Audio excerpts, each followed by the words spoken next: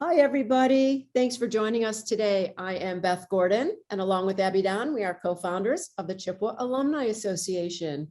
We hope that many of you watching will join us next summer for the 75th-ish reunion, August 18 through 22. And as a reminder, we created the Chippewa Ranch Camp Alumni Association to connect friends and Chippewa values to leverage nostalgia for camp, network, and grow professionally in order to further your careers and serve the community through philanthropy and volunteer work. And I am thrilled today because we have Amanda Brown Axman with us. Hi, Amanda. Hi. Amanda has quite the Chippewa legacy between moms, sisters, and aunts. Yep, and cousins. And cousins. Oh my Yeah. gosh. So if we did the math, we're well over 100 years combined. It's got to be. Yeah, there's a lot of us. Oh my gosh, that's awesome. I love that. Well, Yeah. of course, you guys have a lot of story to tell, and hopefully many of you will be at camp this August and we can all reminisce and hear about all the family stories. Yeah, there's too many of us. So Amanda, I did a lot of reading and I wanted to really familiarize myself with you and your LinkedIn profile and all you've done, and quite accomplished. And I can't wait to get into more. For those that don't know, Amanda is a doctor of optometry. She has her doctorate. She's done specialty studies. And without getting too much answering for you, tell us about your education and how you ended up where you are. Yeah, so it was a lot of years. I went to undergrad at Florida State, and then I kind of figured it out that I was good at science. So I was like, what can I do with this? So I was in between a few things and kind of like trying a few different occupations out, and came across optometry as a good way to have a balanced life. I was like, I love sleep, and med school seems like I probably wouldn't be able to sleep too much. So, and I don't really want to do surgery and that kind of thing. So, I looked into optometry, and then I went to optometry school at Nova in South Florida, because that's where I'm from. And I wanted to be around my family. So there's only like 20 optometry schools, so I didn't really have a ton to choose from. Yeah. And not only did you go to school, you then pursued your doctorate and did an internship. Tell us about that. So I did an internship in school at Bascom Palmer in Miami. So it's a really big eye hospital. And I really liked eye disease a lot. So I did a residency in eye disease, which is only optional for optometrists. You don't have to be residency trained as an optometrist, but I really liked eye disease and wanted to know more about it before I was out on my own. So wow. And without getting into too much depth about the various diseases, are you focusing on children, adults, older population, anything like that?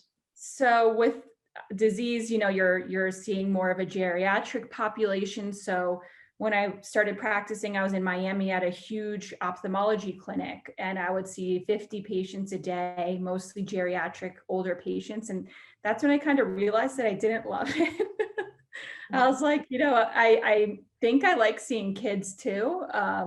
And that didn't last very long before I got another job in private practice, still seeing eye disease, but more of a balanced kind of mix of patients between young, old, and somewhere in the middle. So I see everyone at this point, but.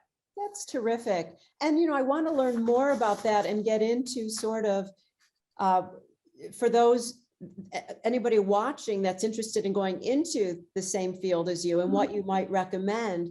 But let's kind of talk about camp for a second. Tell me again what years you were at camp. 1997. I know I should have thought about this. 1997 to I think it was 2005. So just missed the 10-year. Yeah, I know. I was supposed to go back, and then I was like in college, and I was like, I need to take classes for my major over the summer, and it was a bad decision. I should have gone to camp. So well, here's a fond memory. Your mom, Steffi, and I were 10 years the same year together. Yeah, it's so fun. That together, which is I can't believe I did that. That's okay. Maybe we can make it up through like post-camp or alumni camp or something. We'll Yeah, see if we I can know. put that together for you. So tell me, what is a highlight of your career or something you are especially proud of? And I don't know if it has to do with my career, but I used to work, with a very Hispanic population. So for 3 years, I spoke only Spanish all day, every day. That's And wonderful. I saw a lot of patients that wouldn't receive care otherwise in Miami. So I worked with a little bit more of a tough population, but it was really rewarding. And I enjoyed that a lot. So Imagine that's very fulfilling anytime you can give back to a yeah, community in need. I think that's so honorable. Thank you for doing that. it was my favorite kind of way to practice. I still miss it here. So Well, what does your typical day look like? So now I work I'm in a private practice, like a small office in Golden, Colorado, which is a small mining town on the way up the mountain. So it's like 30 minutes from Denver. And it's really nice. My patients are all really active, healthy people. So it's awesome. My patients are really nice, really compliant, very good Right. patients. So I see about between probably 15 and 18 patients a day.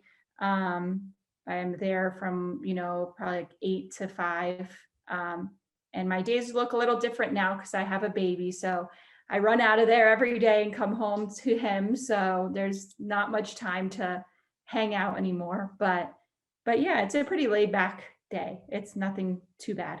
I think that's great. So yes, I keep looking in the back in case Steffi comes out with baby. So we'll see. I know. Tell me his name again. I've seen pictures on Facebook. Jason. That's right. Oh my gosh. Well, we'll see if we can, if he No, makes an appearance or Go not. grab him. Was there anything at camp, in your 9 years at camp, that kind of led you into the sciences? So you talk about how you really enjoyed the sciences, you didn't know what to do. I don't know that I could really connect the dots between camp and science, but can you? Was there anything there for you? I don't know about the science part, but the part just like connecting with people, and feeling like when you're going to school to be a doctor to see patients, you have to learn new people and learn what they're like. And camp definitely makes you, figure out how to take someone that might not be exactly like you and learn about them and that kind of thing. You have to kind of think from other people's perspectives sometimes, and I think camp helps with that for sure. I agree. And I one of the things that I like about the later years of camp is the connection with Camp for All Kids. When we talk about really working with kids our age, who would have been our age at camp, who we never would have had a chance to really meet and hang out with and learn from and explore and learn together. We didn't have that when we were at camp, and I'm so jealous of the generations now that get to experience that. Yeah, that's awesome. It's so much fun. Okay, let's talk about if anybody and any of our Chippies are listening right now and they want to get into the same career, what would you recommend for them? Yeah, I mean, I love it. I kind of chose it to have a more balanced life. And I know like my friend Jackie might listen to this and think I have a balanced life too as a pediatrician. So this is 20-year-old me kind of not being the most familiar with, the way of, medicine, just because I had no one to kind of look for in my family. No one was in medicine or anything. So I didn't want to go through all the rotations. I was not into certain specialties and certain parts of it. And my husband's a primary care doctor. So I saw it all through his lens too, as he was in residency. And I was like, oh, I don't know if I could have, done that life, the not sleeping life, like I was saying. But it's a really great career. You have instant gratification as far as like you're allowing people to see, and you get to do something where you're like, oh, this is a very easy thing to fix. And, it's a great way to help people. My husband always say, like, sometimes I don't feel like I'm making a huge difference in optometry. It's like, well, here you go. The gift of sight, like it's pretty cool. True, true. I think that's something we take for granted. So thank you for saying that. Yeah, yeah, because I've seen a lot of patients who, no matter what we do, they lose vision. So it's a pretty cool thing to allow people to have their best, their best vision possible. So One of the things that I do is I volunteer at stables here in Southern California for kids with disabilities. And it's 10-week camps, they call it. In this session for camp, I have a 5-year-old boy with cerebral palsy who's also blind. oh, The joy that the little boy brings, because he knows no different. And he yeah, pets the horse and he feels the horse, but I watch him, and the sight part, it must be tough to miss out on really seeing these animals that he loves so much. yeah, I can't imagine. Yeah, that's really hard. We take sight for granted, that's for sure. All right, I'm trying to come up with like a camp question. Tan or white? White, because my mom, so they keep they keep it in the family, and all my cousins and my sisters, actually, I think my mom said my aunt might have been a tan somehow, but all of me, Alison or Julie? I think Allison, maybe, I don't know, that could be something I just made up, but all of us were whites, so all of me and my cousins and my sisters. Oh, that's fantastic. Okay, favorite camp memory. I'm putting you on the spot right now. Probably like our trips, we went to Mackinac Island.